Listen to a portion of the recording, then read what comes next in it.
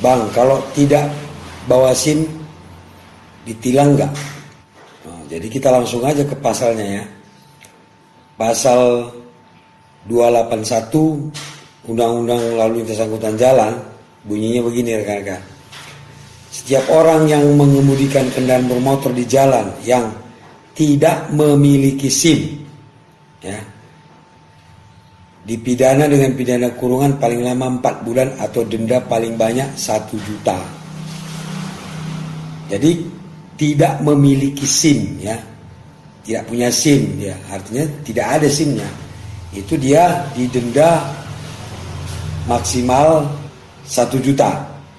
Kemudian di pasal 282 ayat 2-nya berbunyi begini rekan-rekan.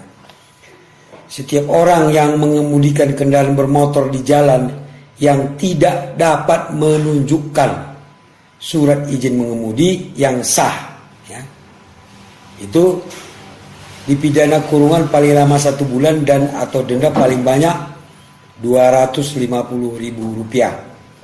Artinya dia punya SIM tapi dia tidak dapat menunjukkannya ya rekan-rekan, ditilang sesuai dengan pasal 2882 ini ya, dan itu sudah mungkin berjalan rekan-rekan. Namun coba kita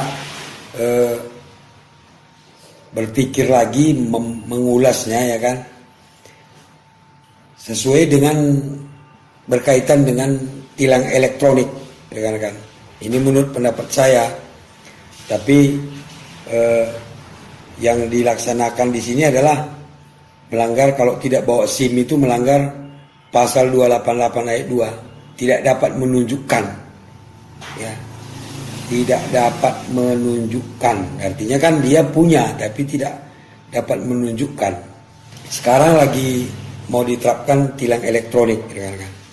Tilang elektronik itu caranya itu adalah dengan menggunakan CCTV ya. Jadi di titik-titik tertentu dipasang CCTV untuk merekam, memotret pelanggar lalu lintas. Nah, berdasarkan rekaman ini, berdasarkan potretan ini, si pelanggar dapat ditilang ya, kira-kira seperti itu. Kenapa rekan-rekan? Kita lihat di pasal 5 ayat 1 Undang-Undang ITE bahwa informasi elektronik dan atau dokumen elektronik dan atau hasil cetaknya merupakan alat bukti hukum yang sah ya. Saya ulangi, pasal 5 ayat 1 Undang-Undang ITE mengatur bahwa informasi elektronik dan atau dokumen elektronik dan atau hasil cetakannya merupakan alat bukti hukum yang sah. Itu dia. Makanya tilang elektronik itu bisa berlaku. Hasil potretannya, hasil rekaman itu bisa dijadikan alat bukti untuk menilang si pelanggar, untuk membuktikan pelanggarannya itu. Cukup dengan CCTV, potretan atau rekamannya. Sebagaimana disebutkan di pasal 5 ayat 1 Undang-Undang ITE. Itu dia, makanya orang bisa ditilang walaupun hanya dengan CCTV rekaman ya, itu dia. Nah, kaitannya dengan kalau kita tidak dapat menunjukkan SIM, saya berpikir begini rekan-rekan.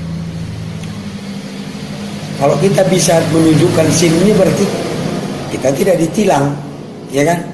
Karena di situ disebutkan, ya, setiap orang yang mengemudikan kendaraan bermotor di jalan yang tidak dapat menunjukkan SIM.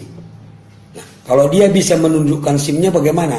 Contoh, misalnya dia pulang ke rumah lalu membawa SIM-nya, atau yang di rumah disuruh memotret atau merekam SIM yang ketinggalan tadi, terus ditunjukkan sesuai dengan Undang-Undang ITE tadi bahwa itu adalah alat bukti yang sah, atau tilang elektronik ya yang membuktikan pelanggar dengan rekaman CCTV.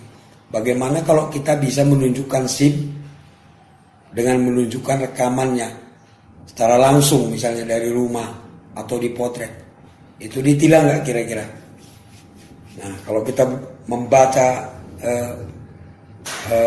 pasal 288 ini kan tidak dapat menunjukkan. Nah, kalau dia bisa menunjukkan SIM-nya, mengambil ke rumah atau memotret, disuruh yang di rumah disuruh motret atau merekam, apa melanggar juga dengan pasal 288 ini. Mudah-mudahan ini menjadi pemikiran pembuat undang-undang rekan-rekan ya kan. Saya tidak membela siapapun, saya tidak mendukung siapapun, ini pendapat pribadi saya, pendapat Bang Beni ya kan.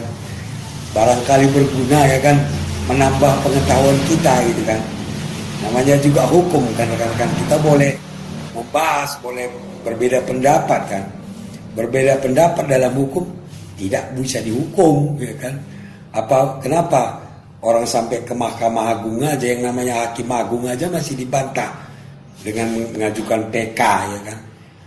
Hanya sekedar obrolan warung kopi aja rekan-rekan, jangan dibawa ke hati ya, hanya menambah wawasan kita. Mudah-mudahan menambah wawasan kita, itu aja.